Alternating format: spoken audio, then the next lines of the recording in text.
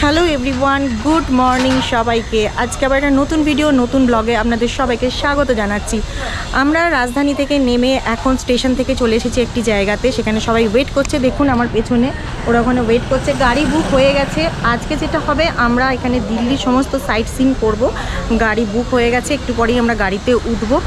আর actually আমরা এখান থেকে যাব মোদিনগর। আমরা দিল্লিতে স্টে করব না, যেহেতু আমরা অফিস ট্রিপে এসেছি, তো সেহেতু এখান থেকে চলে যাব আমরা মোদিনগর, ওখানেই আমরা স্টে করব। তার সাথে মাঝখানে যে সময়টা পেয়েছি, সেই সময়টা দিল্লির ভিজিটিং প্লেসগুলো আছে চেষ্টা করব কভার করার। তো দেখা যাক আমরা কতটা কভার করতে পারি। আর রাজধানীর টোটাল রিভিউটা, জার্নি টোটাল রিভিউটা আমি শেয়ার করেছি। যারা এই ভিডিওটা দেখেননি তারা আই বাটন ক্লিক করে ভিডিও দেখে নেবেন। এছাড়া ডেসক্রিপশনে তার লিঙ্ক দিয়ে দিলাম, সেটাও আপনারা দেখে নিতে পারেন। তাহলে চলুন বন্ধুরা, জার্নি শুরু করা যাক।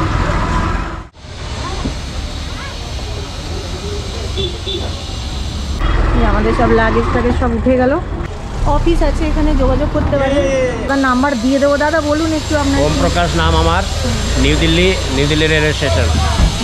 Mobile number 9910819770।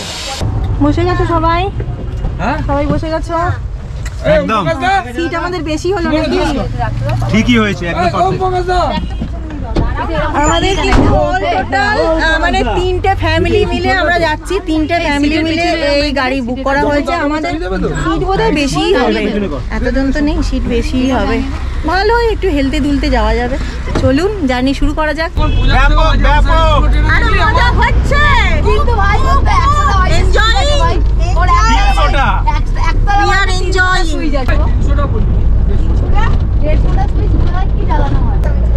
আমার দিল্লি এই ফার্স্ট টাইম, প্রথমবার এলাম। এখন যতটা যাচ্ছি খুব বেশ কনজাস্টেড লাগছে এখন জায়গাগুলো। পরে পরে দেখা যাক কতগুলো জায়গা কভার করতে পারি, সেটা হচ্ছে ব্যাপার। তারপর আমাদের এখনো লাঞ্চও করা হয়নি, লাঞ্চ করবো। লাঞ্চ কোথায় করি দেখা যাক। ক্যানট প্লেস দিয়ে আমরা এখন ক্রস করছি। স্টার্ট হলো আমাদের দিল্লি সাইট সিন। এখানে অনেক কিছু শুটিং হয়, ফেমাস প্লেস সবাই জানে। তো সেই জায়গা দিয়ে আমরা পাস করছি, কিন্তু খুব ভালোভাবে ইলাবোরেট করে দেখাতে পারছি না। তার কারণ হচ্ছে এখন আমরা অন দা ওয়ে গাড়ির মধ্যে রয়েছি। প্রবলেম হলে চাপ হয়ে যাবে। আসো বেটা, আসো। কোনো প্রবলেম না, আসো তো। তুমি সিরিজটা কথা শোনো না। ফুল এনজয়মেন্টের মুডে রয়েছে। দেখে এখন আমরা ইন্ডিয়া গেট দেখার জন্য এগিয়ে যাচ্ছি। ঢুকে পড়েছি গার্ডেনে। এখানে বেশিরভাগই যেটা দেখতে পাচ্ছি, স্কুলের বাচ্চারা এসেছে, স্টুডেন্টে ভর্তি, সব ইউনিফর্ম পরে সবাই ঘোরাঘুরি করছে। আর প্রথমেই ফার্স্ট লুকটা দেখে যেটা মনে হচ্ছে, আমাদের কলকাতাতে যেরকম ময়দান সাইডটা আমরা দেখি আর কি, ঠিক ওটারই খানিকটা রেপ্লিকার মতো লাগছে আর কি। এই সাইডটা, পরিবেশটা খানিকটা ওরকমই। আমরা এখন এগোচ্ছি ইন্ডিয়া গেটের দিকে। আন্ডারপাসে একটা রাস্তা আছে, আন্ডারপাস দিয়ে আমাদেরকে যেতে হবে। এই যে আমরা ঘুরিয়ে দেখাচ্ছি। এটা দিয়ে খানিকটা ওপরে উঠে যেতে হবে, গেলেই পড়বে।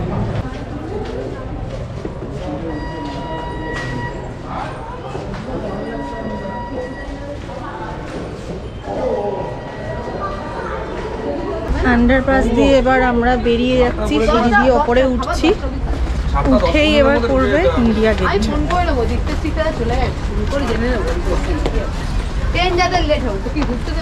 আমরা ওপরে উঠে এলাম, ক্যামেরা ঘুরিয়ে দেখাচ্ছি। একদম ফ্রন্টে দেখা যাচ্ছে ইন্ডিয়া গেট। দেখুন, আরো কাছে যাব।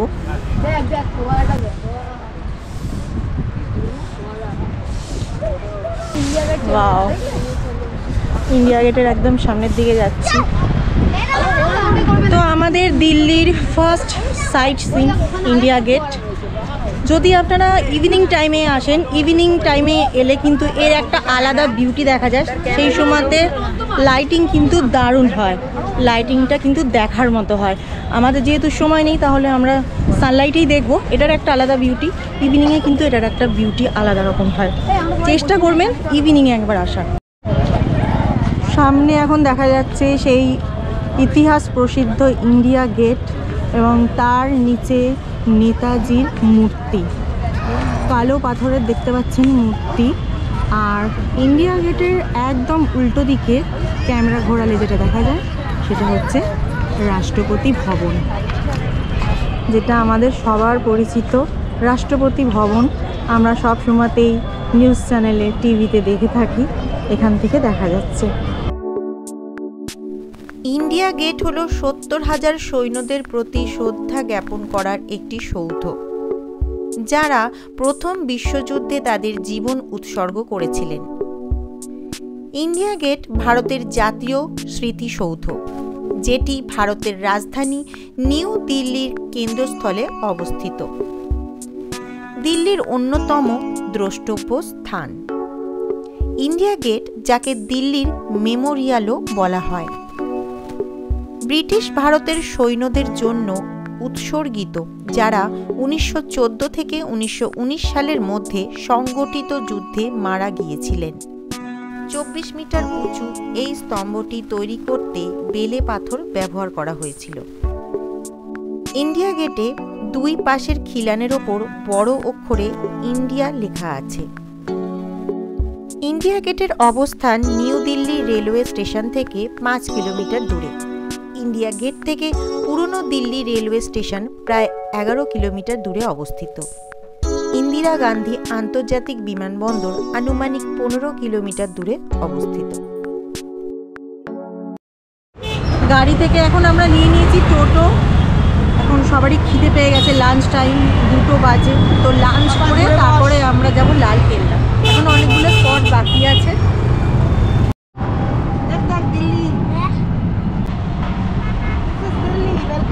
আমরা জামা মসজিদ মার্কেটে ঢুকে পড়েছি। মার্কেটটা সত্যি দারুণ, দেখার মতো। প্রচুর খাবারের অপশন, তন্দুরি থেকে শুরু করে বিরিয়ানি কি নেই। ছোট পাকিস্তান পরাঠা, और ये सिमाई लाच्चा शाही ये माल होता है मीठी रोटी, ये आती है 50, 60, 100, 120। चलते 10 से 15 दिन खराब नहीं होती विदाउट ब्रेक। দারুণ দারুণ জিনিস কিন্তু পাওয়া যাচ্ছে জামা মসজিদের একদমই উল্টো দিকে। এটা কি এটার নামটা কি? শিমাল। আমি এটা আগে কোনোদিনও দেখিও নি, খাইও নি, কিন্তু দাদা দেখালো। বানিয়ে দেবো, হোটেলে বসে খাবো। হ্যাঁ, হোটেলে খাবো। এখন আমরা যাবো কারিমসে খেতে। যেটা দেখতে পাচ্ছেন জামা মসজিদের ঠিক উল্টো দিকের গলি দিয়ে আমরা ঢুকে যাচ্ছি। মার্কেটে কিন্তু প্রচণ্ড রাশ, প্রচণ্ড। বাচ্চা নিয়ে এলে কিন্তু হাত সবসময় ধরে রাখবেন। আর এখানে কিন্তু পকেট মারেরও কিন্তু খুব উপদ্রব আছে, সেদিক থেকেও খুব বাঁচিয়ে।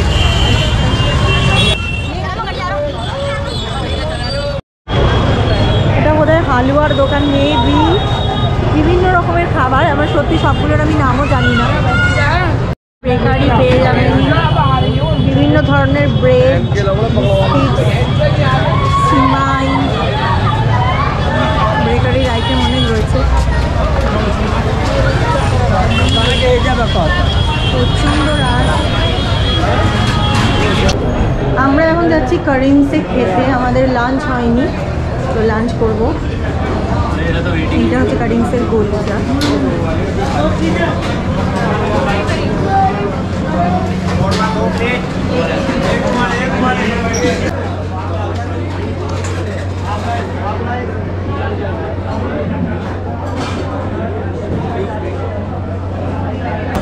কারিমসের গলিতে কিন্তু আসতেই হবে যদি ফুড লাভার হয়ে থাকেন।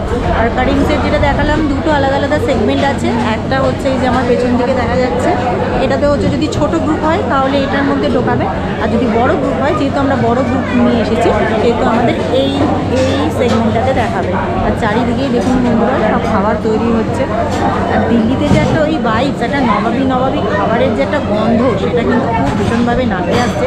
আর এটা ফিল এখন এখানে এলেই পাওয়া যায়। এখানে এসে এক দাদার সাথে আলাপ করলেন, উনি হচ্ছেন বাঙালি, কলকাতার বাসিন্দা। কলকাতায় থাকেন তো? হ্যাঁ, তো একটুখানি আলাপ করে নেবো, জেনে নেবো এই করিম সম্বন্ধে কিছু কথা। আপনি কোথায়, কলকাতার কোথায় থাকেন? আমার বাড়ি আমতলা, হাওড়া আমতলা। আচ্ছা, কতদিন হলো এখানে কাজ করছেন? এসেছি এখানে 2015। আচ্ছা, অনেক দিনই হলো। হ্যাঁ, 2015 মানে এখানে মানে এরকম অল টাইম এরকম ভিড় থাকে? সপ্তাহ 3 দিন, শুক্রবার, শনিবার, রবিবার। আচ্ছা, বাকি 3 দিন নর্মাল।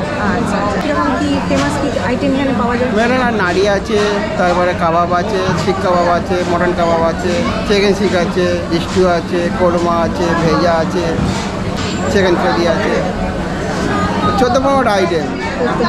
হ্যাঁ, সবচেয়ে পুরানো এইটা 1900। সব থেকে পুরোনো যেটা মানে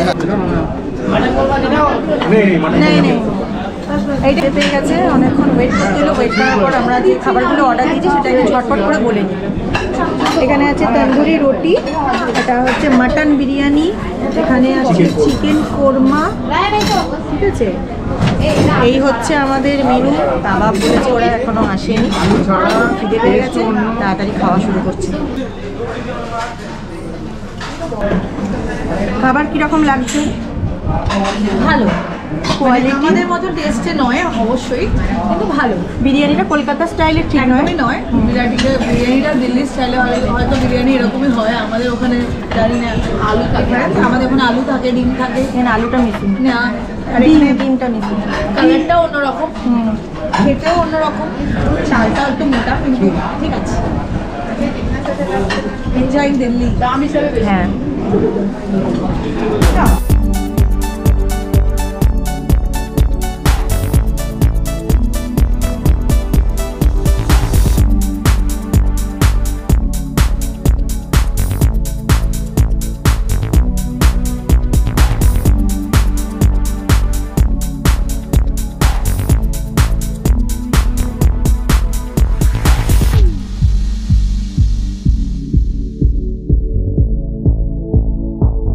লাঞ্চ সারার পর আমরা এখন চলে এসেছি জামা মসজিদের সামনে, যেটা আমরা আগে দেখিয়েছিলাম আপনাদের। তো এখন ঢুকবো ওপরে, ভেতরটা যাব, বাকি চার পাঁচটা ঘুরে দেখাবো।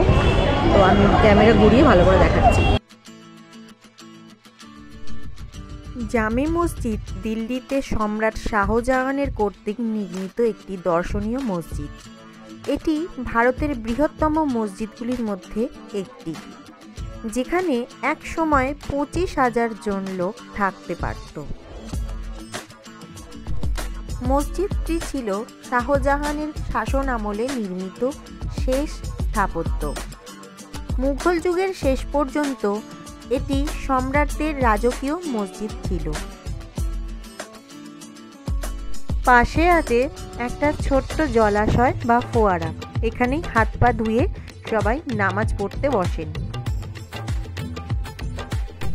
এই এলাকাতেই চাটাই পেতে নামাজ পড়া হয়।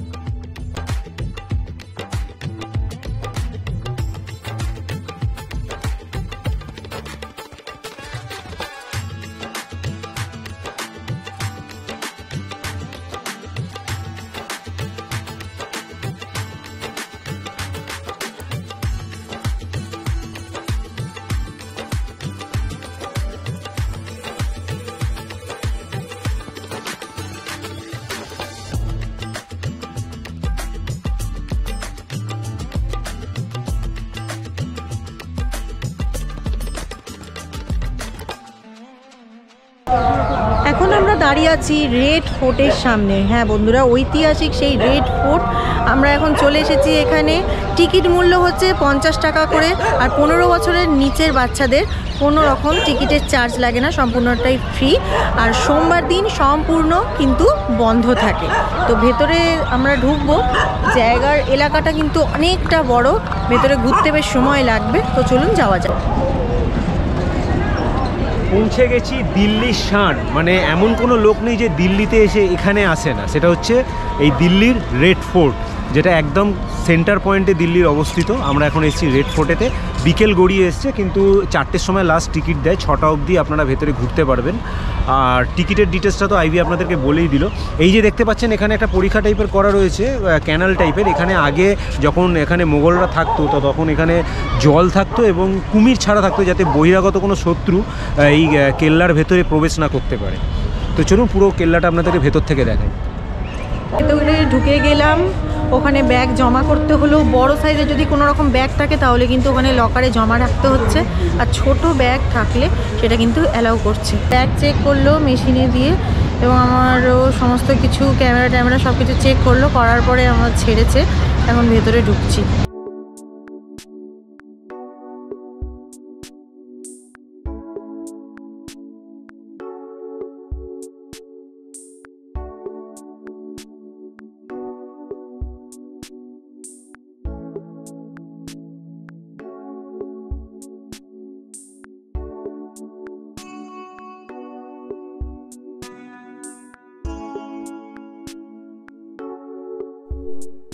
রেড ফোর্টের গেট পেরিয়ে ভিতরে ঢুকতেই চোখে পড়বে একটি ছোট্ট মার্কেট, যেখানে নানান রকমের জিনিসপত্র বিক্রি হচ্ছে। লালকেল্লা পুরনো দিল্লির সর্বাপেক্ষা জনপ্রিয় দর্শনীয় স্থানগুলির মধ্যে একটি। প্রতি বছর সহস্রাধিক পর্যটক এই কেল্লাটি দেখতে আসেন। লালকেল্লা, যা বেলে পাথরের তৈরি, লালকেল্লা লালকিল্লা নামেও পরিচিত। জায়গাটি একসময় বিভিন্ন অনুষ্ঠান উদযাপনের জন্য ব্যবহার করা হতো। এখন দিল্লিতে দর্শনার্থীদের অন্যতম আকর্ষণ হয়ে উঠেছে এটি। লালকেল্লা বিভিন্ন অনুষ্ঠান করার জন্য ব্যবহার করা হয়। লালকেল্লার প্রাচীর, যা 75 ফুট উচ্চতায় দাঁড়িয়ে আছে। লালকেল্লা পরিদর্শন করে পর্যটকরা কমপ্লেক্সের সবচেয়ে বিখ্যাত স্থানগুলি দেখতে পাবেন, অর্থাৎ দেওয়ানি আম, যেটি 60টি লাল বেলে পাথরের স্তম্ভ দ্বারা সমতল ছাদকে ধরে রেখেছে। দেওয়ানি খাস, যা ছোট সাদা মার্বেলের শামিয়ানা। আজ লালকেল্লাকে মুঘল সৃজনশীলতার শীর্ষস্থানে প্রতিনিধিত্বকারী সংস্থা হিসেবে ধরা হয়। পর্যটন স্পট পরিদর্শন করার জন্য একজন গাইডও নিতে পারেন।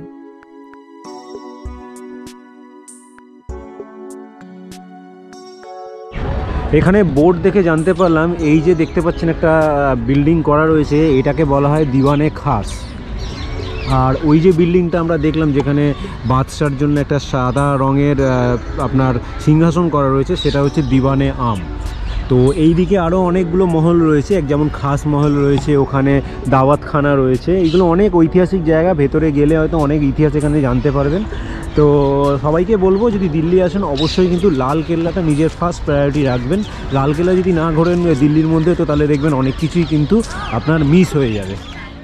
সাইট সিন যে কটা পেরেছি আমরা কমপ্লিট করেছি। করার পর আমরা এখন উঠে পড়েছি আমাদের যে মিনি বাস আমরা বুক করেছি দিল্লি সাইট সিনের জন্য। এখান থেকে আমরা যাচ্ছি এখন মোদিনগরে। তো দিল্লির রাতের যে একটা ব্যাপার, সেটা আমরা খুব ভালো এনজয় করছি। রাস্তাটাও খুবই স্মুথ। তো খুব তাড়াতাড়ি আমরা মোদিনগর পৌঁছে যাব। সকাল থেকে অনেকটাই ঘোরাঘুরি হয়ে গেল, তো ভীষণ সবাই টায়ার্ড, বাচ্চারা সবাই ঘুমিয়ে পড়েছে। আর এখন তো সন্ধে হয়েও গেছে। এখন আমরা যাচ্ছি ফ্লাইওভারের উপর দিয়ে একদম এক্সপ্রেস রোড। আর এক্সপিরিয়েন্সটা খুব সুন্দর হলো, ভাবিনি এতটা সুন্দরভাবে সব কিছু কভার করতে পারবো বলে। আর আমরা এখন যাচ্ছি মোদিনগর, ওখানে গিয়ে তো রিভিউ দেবো ওই হোটেলের। কিন্তু আজকে মনে হচ্ছে না পুরোটা পারবো বলে, জাস্ট রুমে ঢুকে যাব আর ডিনার শেষ করে আজকে রাত্রির মানে আজকে টোটাল যে ব্লগটা এখানেই আমরা শেষ করব।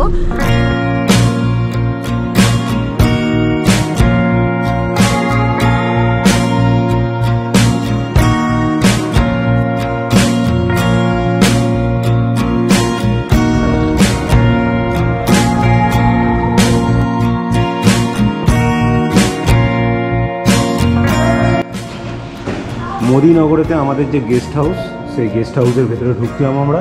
এই হচ্ছে আমাদের রুম, যেটা অ্যালট করা হয়েছে। এই দেখতে পাচ্ছেন এখানে দুটো বেড রয়েছে, সিঙ্গেল বেড, কিন্তু একটা বাচ্চাকে নিয়ে শুয়ে পড়া যাবে। এখানে একটা স্টাডি রয়েছে, বসে টুকটাক অফিসিয়াল কাজ করার জন্য এখানে একটা স্টাডি রয়েছে। আর রয়েছে ওয়ার্ড্রপ, বড় সাইজের ওয়ার্ড্রপ রয়েছে এখানে, দেখতে পাচ্ছেন বড় সাইজের ওয়ার্ড্রপ রয়েছে। রুমটা ছিমছাম পরিষ্কার পরিচ্ছন্ন, যেটা আমাদের পুরোপুরিভাবে কোম্পানির প্রপার্টি। এটা কোনো হোটেল নয়, এটা আপনাদেরকে বলে দিই। আর এই হচ্ছে আপনাদের ওয়াশরুম। এই দেখতে পাচ্ছেন কোমোড রয়েছে এখানে, আপনার এক্সস্ট ফ্যান রয়েছে, গিজার রয়েছে, আর এখানে রয়েছে বেসিনের সুব্যবস্থা। তো চলুন বন্ধুরা, আপনাদের সাথে দেখা হচ্ছে একেবারে ডিনারের জায়গায়, যেখানে আমরা ডিনার করব, করে আপনাদেরকে পুরো ভিডিওটা এখানেই এন্ড করব। গেছি মোদিনগর আর গেস্ট হাউসে চেক ইন করে গেছি। এখন আমরা একটুখানি মানে কি বলবো, ইভিনিং ওয়ার্কে বেরিয়েছি। আর চারপাশটা খুব সুন্দর সাজানো হচ্ছে, যেহেতু কালকে প্রোগ্রাম আছে ওদের অফিসের। তো সেহেতু আমরা চারপাশটা একটু ঘুরতে বেরিয়েছি। ঠান্ডাটাও বেশ এখানে ভালো মনে হচ্ছে দিল্লির তুলনায়। এটা তো একটু আউটস্কার্টে, তাই। আর কালকে সকালবেলা আরও সুন্দর করে ডিটেলে আপনাদেরকে দেখাবো।